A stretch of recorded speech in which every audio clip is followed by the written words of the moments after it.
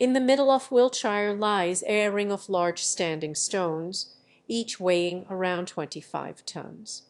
It is believed the monument was assembled between 4,000 or 5,000 years ago. Archaeological evidence suggests it may have been a burial site or perhaps a place of healing where the injured were taken.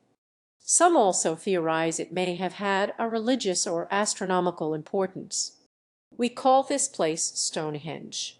We also call it a monument, but we don't even know if its creators would think such a thing. The culture that produced it left no written records, and even how it was built is still up for debate. In 1136, in his book The History of the Kings of Britain, Geoffrey of Monmouth, an early British historiographer, claimed the wizard Merlin built Stonehenge. Here's an illustration from the mid-14th century based on that theory. For roughly 500 years, building something like Stonehenge seemed so difficult that it was commonly accepted that a wizard did it. Apparently, he did it with his bare hands, too. Thanks, Geoffrey. It's a mysterious place because it provides us with questions and no real answers. What was the intent of its creators? What did they think of it, and what became of them? What would a Britain built by these people look like? The so-called monument points a way to a version of the world that never came to be. Instead, it's sown of the sole creations of a culture whose ideas and intent have simply vanished. Will we ever really know who built Stonehenge, or what it was for? Probably not. And besides, it's just a bunch of rocks. Anyway, today we're going to talk about Dragon's Lair. You play as a police mouse who has to take back stolen goods from a gang of cats by bouncing around in a weird void with random objects in it.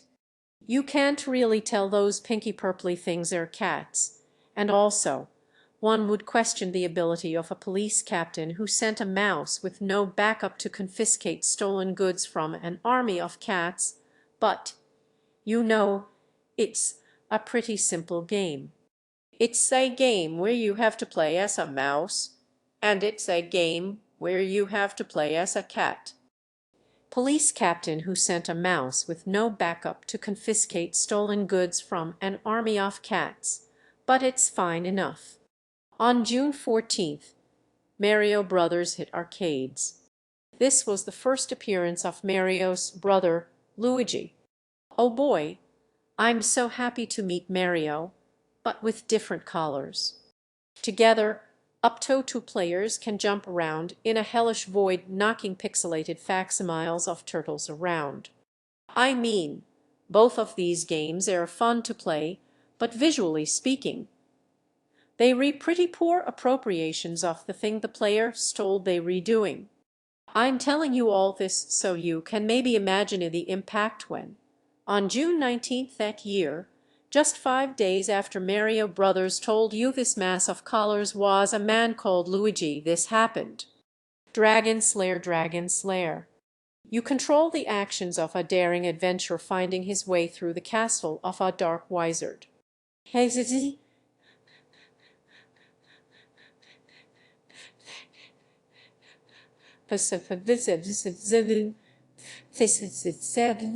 They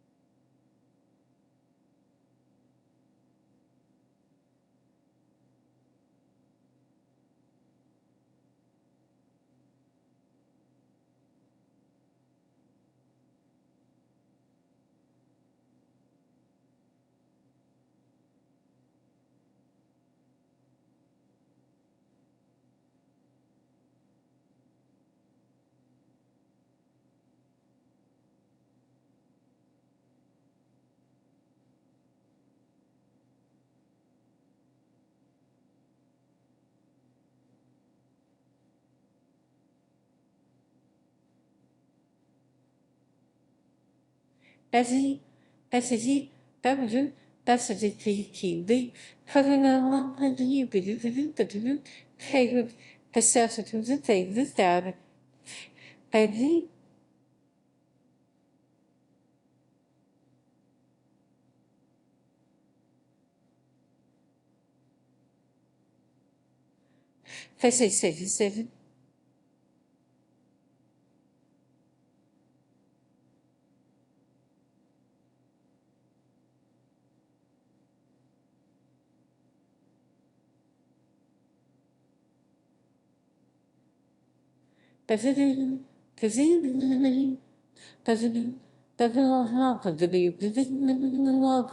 We in the entertainment business. Remember Rick Deer? Despite the game actually being conceived and programmed by RDI Video Systems and RDI being short for Rick Deer Industries, history appears to have conspired to make sure people forget Deer and that the game was his idea, and that he'd had this idea for a long time. It's the forerunner of Dragon's Lair. It was developed way back in 1979. This was Dyer's first computerized interactive game. Dyer had spent his youth making fantasy games using text and pictures drawn onto cash register paper programmed to scroll to the right point as he made choices. When attempts to sell a digitized game along these lines failed, he decided that more animation would create a better connection with the viewer and started work on Dragon's Lair. Later, he hired John Bluth's studio to do the animation itself. But despite his success, Dyer was aware of the flaws with Dragon's Lair and Space Ace. Firstly, he wanted people to be able to play them at home, but arcades had become a necessity given the expense of the technology required to play them. Secondly, they were short and had limited scope in terms of story or genuine decision-making. Dyer had gotten into making games as a kid because he liked to make big adventures with grand stories. He wasn't happy with Dragon's Lair or Space Ace. He wanted to make something bigger. I think right now the arcade industry is playing catch up to us. I know what's coming after the introduction of our home system. What I'm going to do is to create a world that is so real and that you will have a hard time telling what's real and what isn't. In late 1984, Dyer Company began work on what he hoped would blow the lid off of home gaming again after its collapse. He was about to inaugurate a company that would be able to produce games that would be able to be played at home.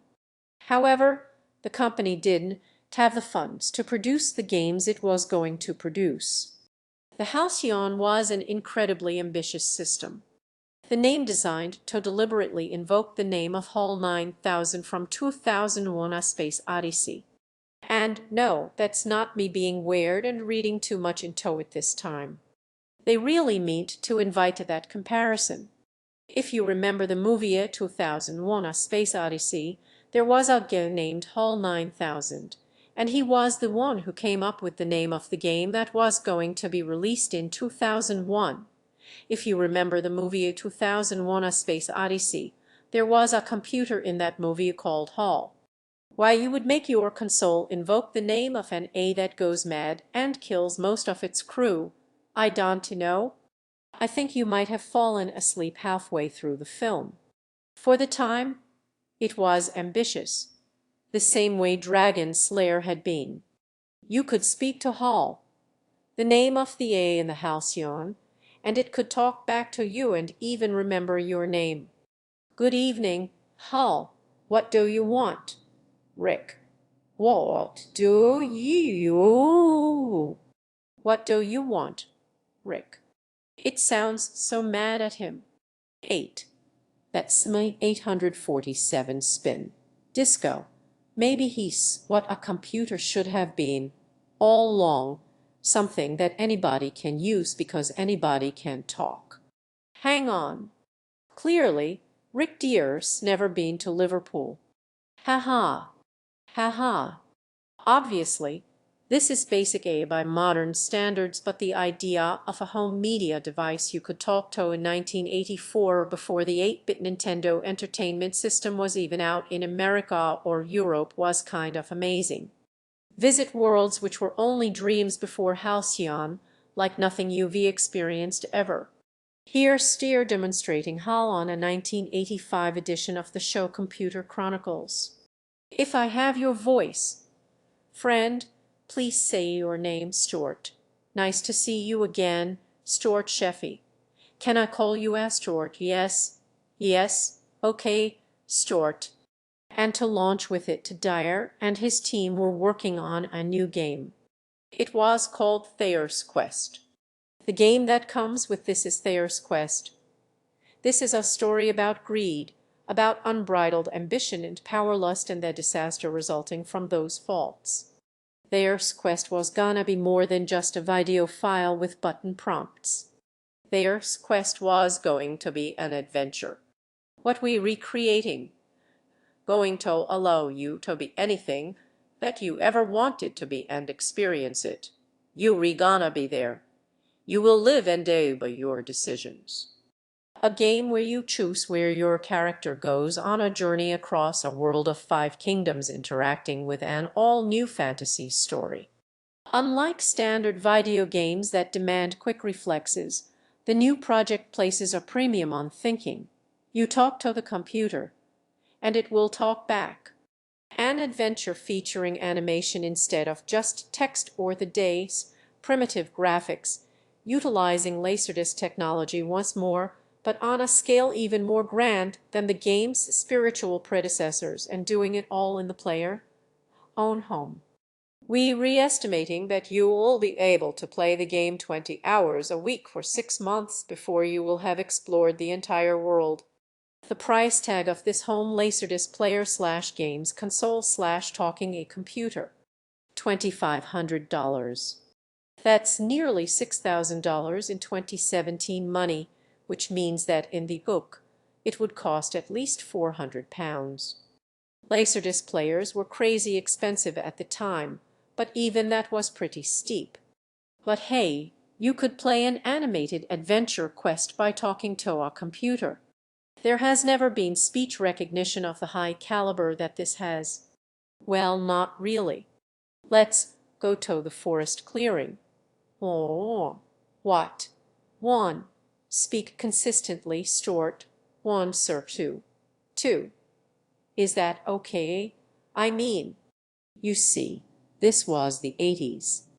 People had an idea of what the future was going to look like without really knowing it or thinking about its practicalities.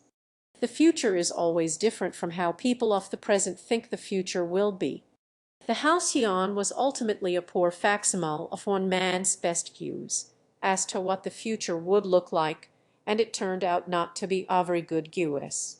Still, I really wanted to know what this device was actually like to use and what Thayer's Quest played like, so I decided to take a look on eBay and see if one popped up. That was a year and a half ago. So far, I've seen one go up for $600 plus some hefty import fees. Based on rumblings on other forums, one tends to appear on eBay, perhaps even the same one, every year or so.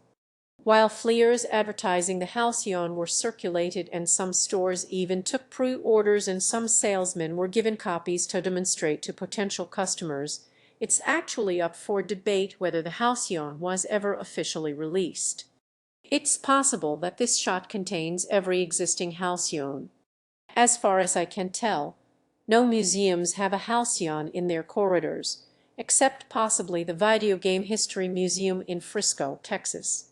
If I ever end up in Texas for some reason, like, I don't know, my plane crashes, I'll head there and see if they've got it. So the Halcyon was a failure. It didn't sell very well. In fact, it arguably didn't sell very well because it didn't sell very well. In fact, it arguably didn't actually make it to the stores in a way people could buy, and the company went bankrupt pretty soon after. But that's not the end of Thayer's Quest. When the company started to go under, they started selling conversion kits for Dragon's Lair arcade cabinets. It's hard to tell how well those sold either, but laserdiscs, marquees, instruction manuals, and EEPROM chips from the game are floating around on eBay, so there's probably at least a few. I've heard tell of the arcade version appearing at conventions and some other gaming events. It's still pretty rare, though never mind if you'd be able to get together the technology to actually play them. Wait, what's this? Tia's Quest on Karam from Canada for only 19.94 Canadian US dollars. I mean, I had to, didn't I? I had to. I needed to know. Ah, and here we are. Is it in the shot? Okay, great you. On a disc far smaller than it was ever designed for. This disc was printed in 2005, over 20 years after it was originally made, and that means it's another 12 years old on top of that. The latest system requirements that it recommends what operating system you can use is Windows X. God, do you remember those days when that was the fastest operating system? This just God, it even smells of Windows X. Like a very old, new car smell and just the beginning of dust. Ah, it's beautiful. It's like a time capsule. Thanks, Canada. Hey, according to this Digital Leisure put this out.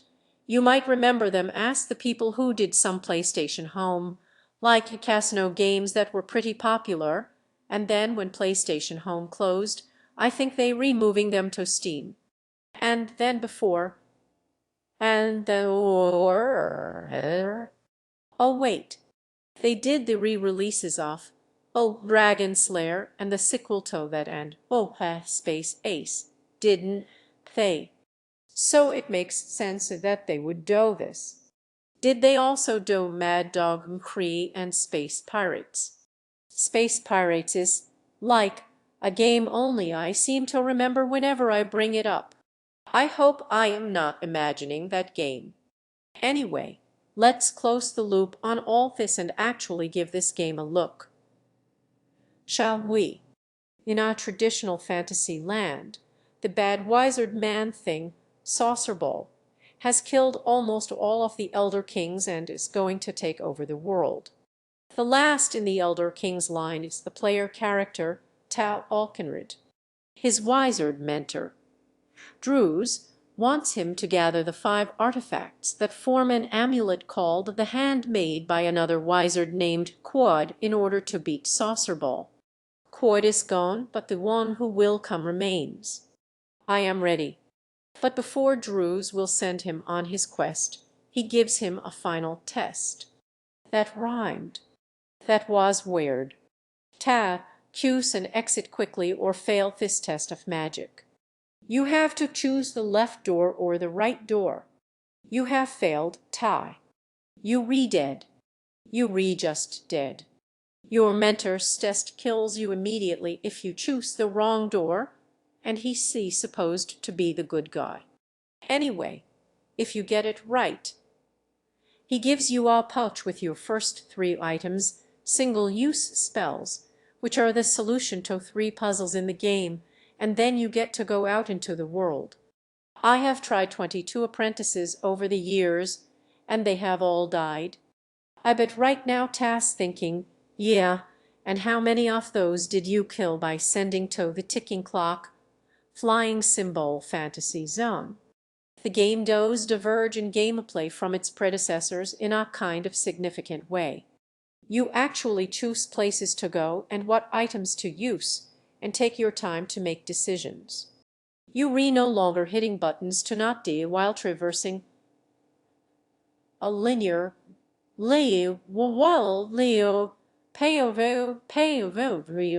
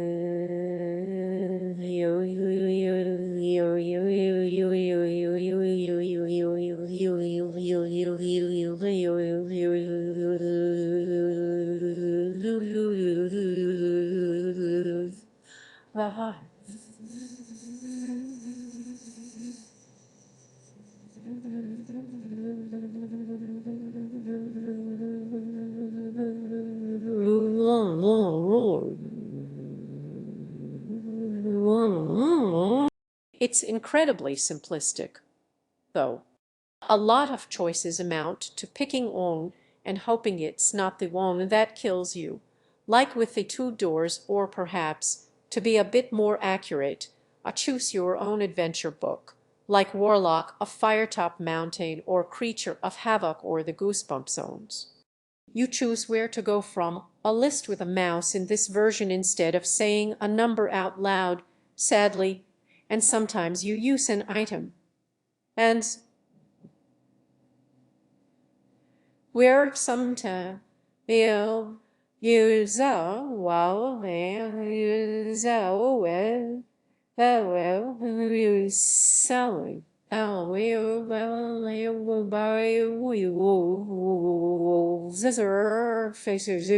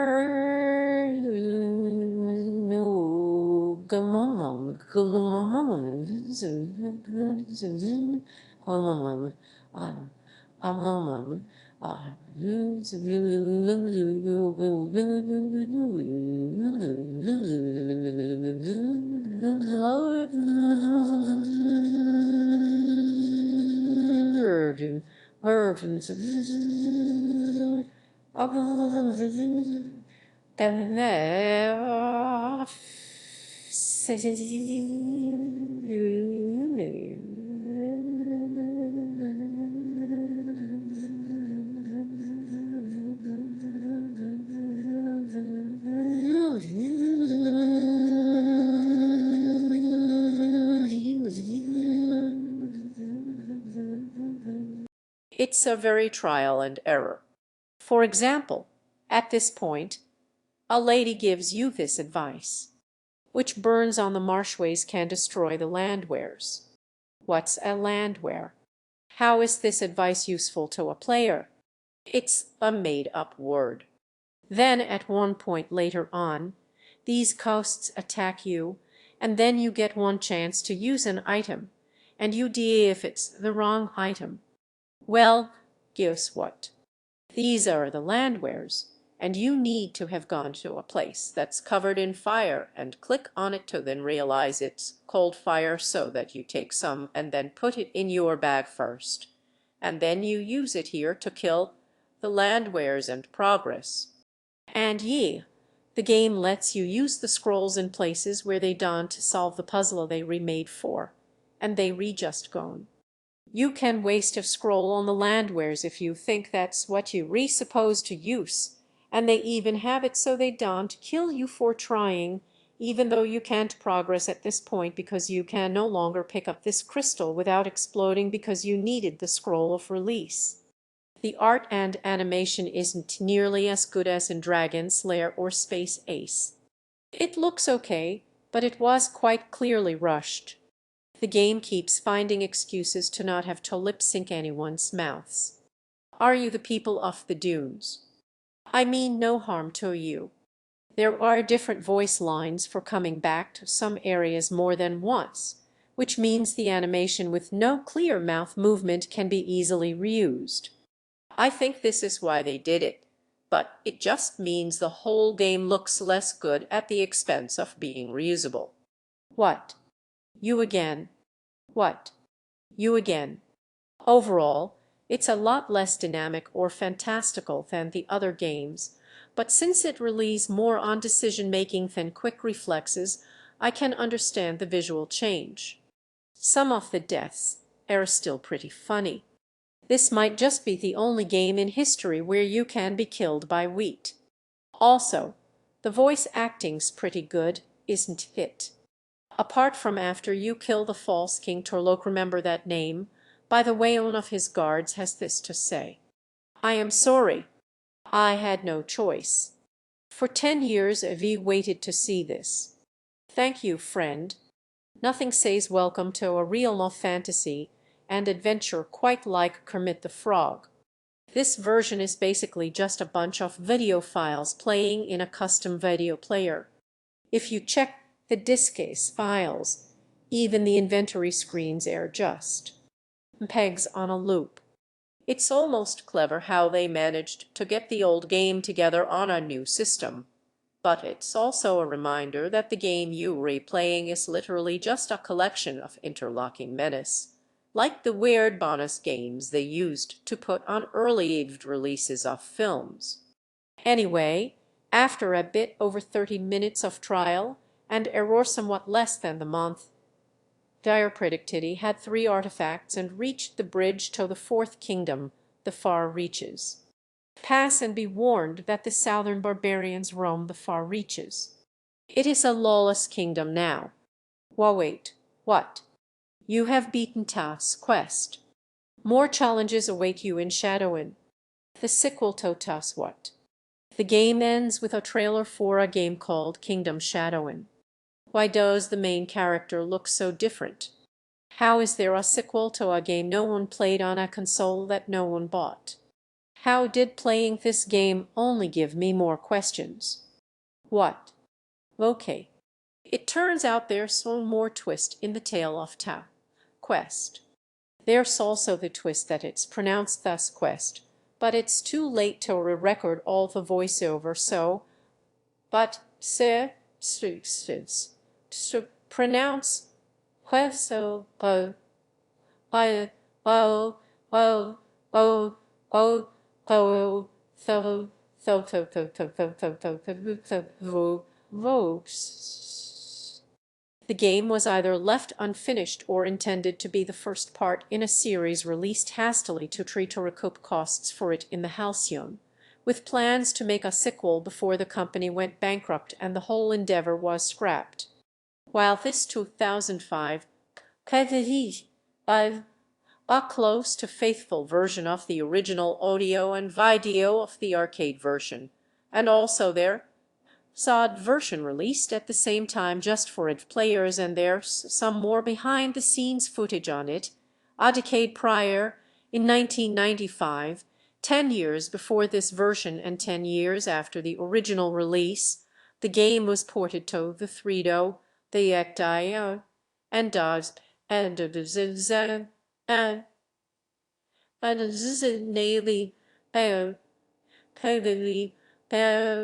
Pavio, Pavio, Pavio, Pavios, Pavu, Pavio, Pavio, Pavio, Pavio,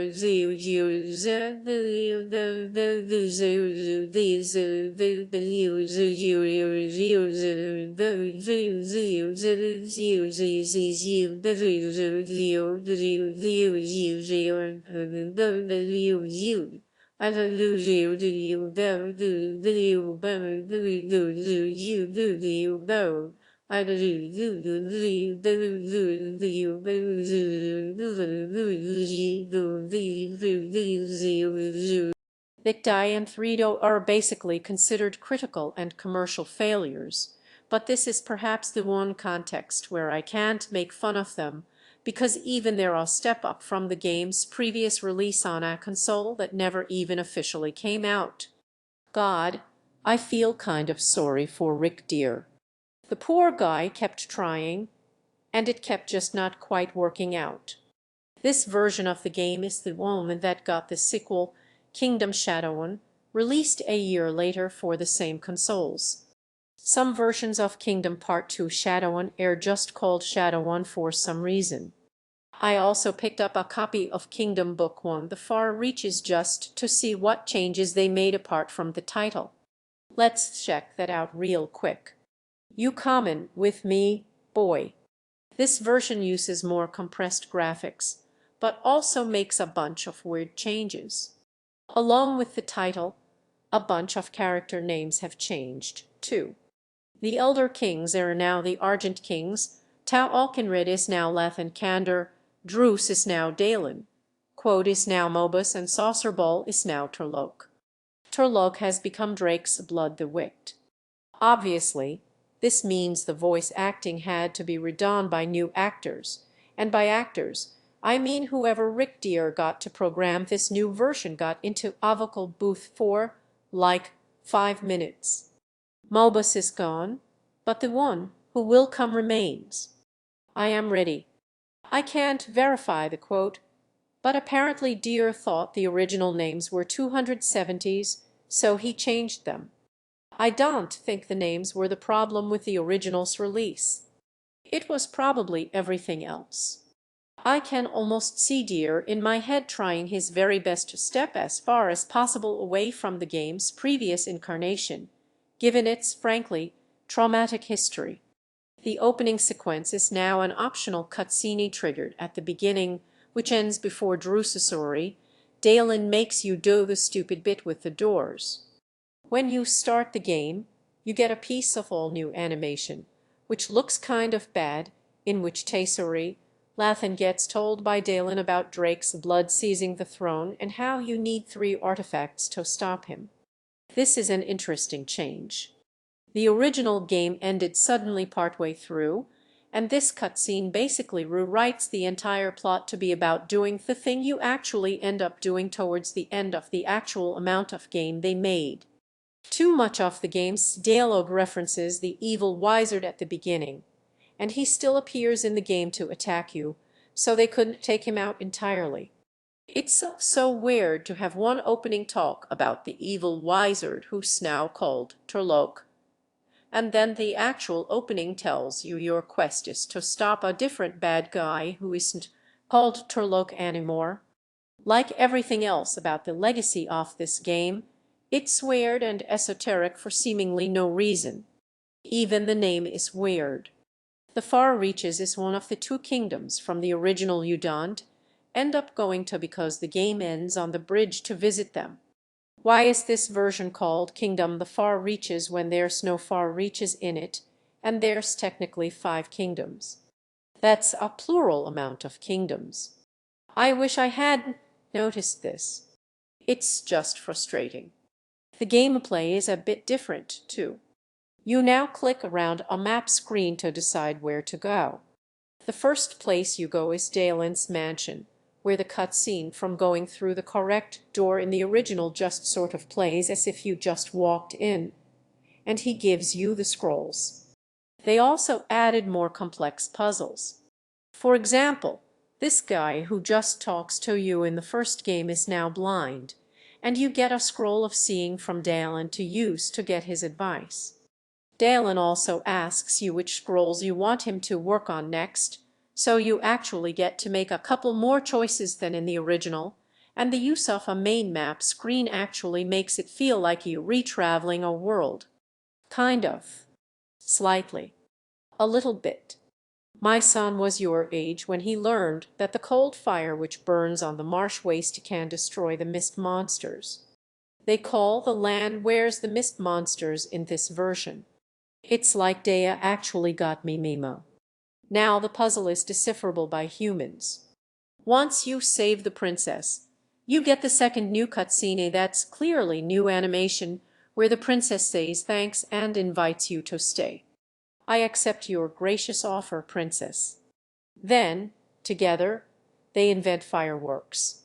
Also, there's this really rocking track that plays when it's trying to load the credits. I think I want this as my new ringtone. And the credits roll, and the game ends with the trailer foreshadowing. So now, after covering this new version of the game, we can actually talk about its sequel. Its animation style has been altered significantly, and the character looks completely different. I have a feeling Day and Company wanted to further differentiate Kingdom from Tia's Quest, and did so by changing how everything looked when the time came to make new animation for this sequel. Or maybe he just had different animators at this point. At this point, they probably either moved on to bigger projects or quit and become a baker. Working as an animator's really hard at the best of times, and working on Tia's Quest seemed like it was a nightmare. The sequel is basically just more off the sort of gameplay from the previous game.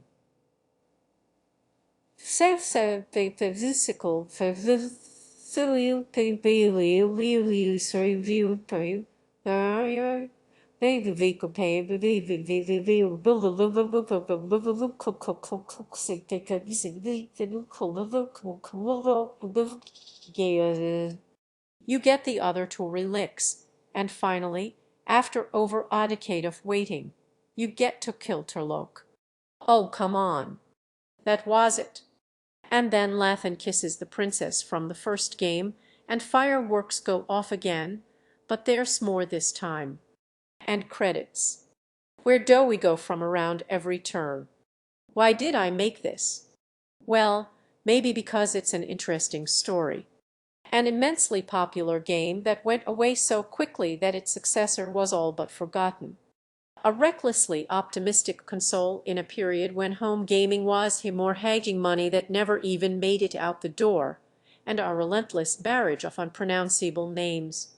In June, this warehouse will come to life. The new home video system that Rick and Jan Deere have banked everything on will be shipped from here. My wife and I, as you probably can guess, are gambling everything we own on this, so it's kind of scary, but that's the sort of thing that makes you want to succeed. Rick and his wife threw everything they had into Halcyon, and Halcyon took it all, took everything, and then it was gone, leaving them as barely a footnote in the history of video games. Maybe it's because I think Don Bluth is overrated, and I find his continued attempts to revive Dragon's Lair to be a little bit crass, and wanted to talk about the game's actual creator instead of the man who keeps getting the credit. If you type Rick Deere into Wikipedia, you get a disambiguation page linking to two possible notable Rick Deers. One of them is ours, the video game designer. His page is 3 short paragraphs in length. The second is titled Rick Deere, and then in brackets Bigfoot. Some guy who spread Bigfoot hoaxes is remembered in more detail than the inventor of Dragon's Lair. Or maybe it's because the way modern gaming's going right now, I'm a little bit worried. The marketplace is only getting bigger. and the tools of game creation are more available than ever before, and that means there's a lot more games competing for people's attention. There may not be another crash, but it's still a very big pool for a small fish. In any creative medium, it's scary to work knowing that what you create may only exist in permanent obscurity. The people who make it might be talented, but increasingly, they also very lucky. Undertale got recognized because Toby Fox was in the right place at the right time with an already existing following around his Homestuck music. Dragon Slayer did well partially on the back of that name they put all over it. The next designer with the talent Toby Fox had might not be so lucky. The ancient Romans used to tell the story of a man called Romulus, a fantastical figure descended from royalty, raised by wolves who took part in all the most important foundational events in Roman history, and named Rome after himself. The Romans looked at their society and liked to imagine that it had all been the plan of some great genius. The Romans believed in dozens of mythical engines of creation. What was one more? Hundreds of incredible works of art have been done of epic historical events, huge important moments in history, the actions of gods or supposed men like Romulus. One of my favorite paintings is The Lace Maker.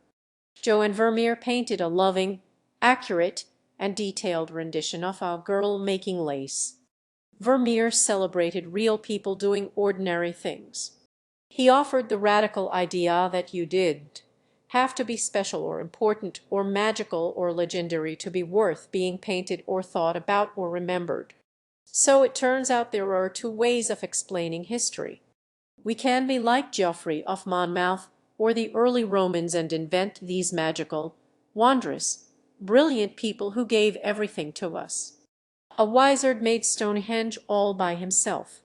A man called Romulus invented Rome out of whole cloth and took part in every major historical event required to fulfill his amazing design. John Bluth made Dragon Slayer. Or we can be like Vermeer. A bunch of ordinary, everyday people built Stonehenge just by working together and putting time and effort into it. A bunch of ordinary people make video games by working together very hard for hours and hours and hours and days and years to make it. A bunch of regular, ordinary people built Rome over the span of a very long time, contributing to what would later be remembered as the exploits of one man. This way is nowhere near as magical as the ones we like to imagine put our world together. The truth is often very mundane. But maybe that's okay. We re-pioneers. We redoing something that's never been done. We have artists, we have writers, we have engineers, we have technicians. They all working together, and that has never existed before. There's never really been a reason for those three groups to all coexist simultaneously. What we really doing is combining art with science. I think there's something sad but beautiful about Rick Deer and his dreams of Halcyon. He calls himself and his team pioneers in this news broadcast, and the truth is he's right. Pioneer isn't an inherently positive term. It just means you were among the first to explore something, and that doesn't mean you were successful or right. A lot of early pioneers didn't make it back, and a lot of people, a lot of us, are going to end up more like Rick Deer than we'd hoped to be. So if we can't learn to love and remember people like Rick, we re-condemning ourselves in turn to be forgotten. Your work might not reach the audience it deserved, or you might not make something anyone likes, and it can be soul-crushing to embark on a journey knowing you might not succeed. But if we can learn to accept that it's okay to try and fail, and that people who fail are worth being remembered and appreciated, then maybe we can all at least learn to enjoy the humanizing experience of failure together. Thank you for watching. Thank you for watching.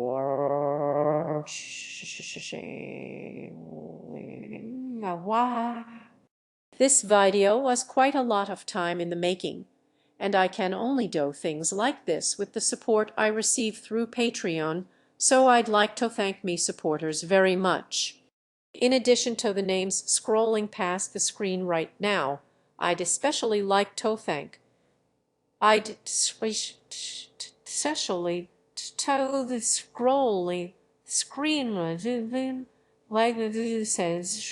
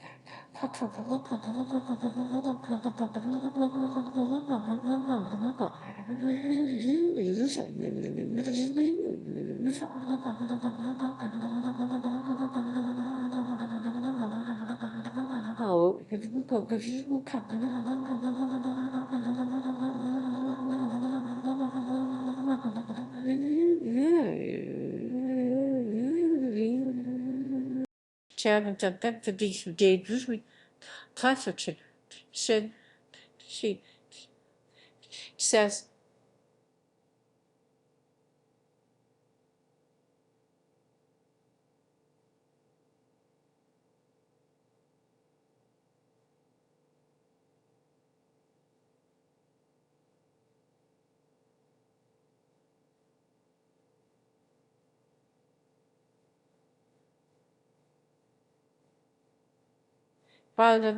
by the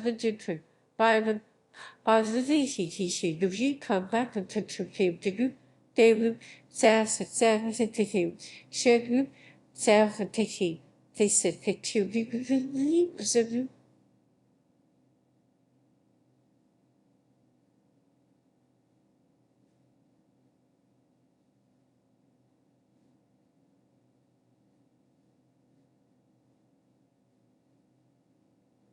she will to then the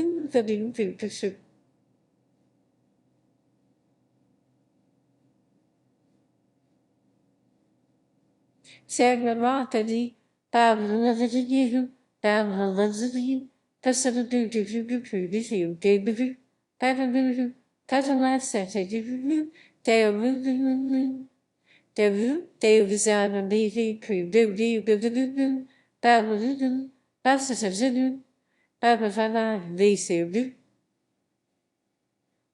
Federally, Catalan, or Zizzi, they will be the reception, the review come here, the one, the review, the sound of all the dyer